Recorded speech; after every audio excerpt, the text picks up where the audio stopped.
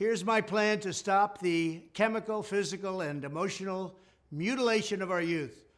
On day one, I will revoke Joe Biden's cruel policies on so-called gender-affirming care.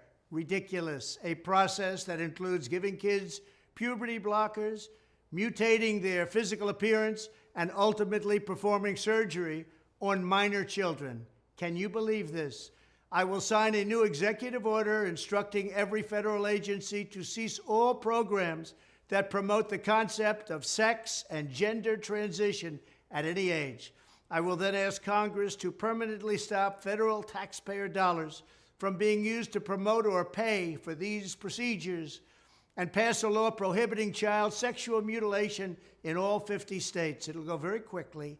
I will declare that any hospital or healthcare provider that participates in the chemical or physical mutilation of minor youth will no longer meet federal health and safety standards for Medicaid and Medicare and will be terminated from the program immediately. Furthermore, I will support the creation of a private right of action for victims to sue doctors who have unforgivably performed these procedures on minor children. The Department of Justice will investigate Big Pharma and the big hospital networks to determine whether they have deliberately covered up horrific long-term side effects of sex transitions in order to get rich at the expense of vulnerable patients, in this case, very vulnerable.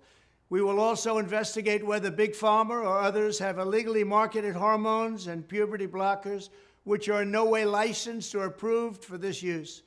My Department of Education will inform states and school districts that if any teacher or school official suggests to a child that they could be trapped in the wrong body, they will be faced with severe consequences, including potential civil rights violations for sex discrimination.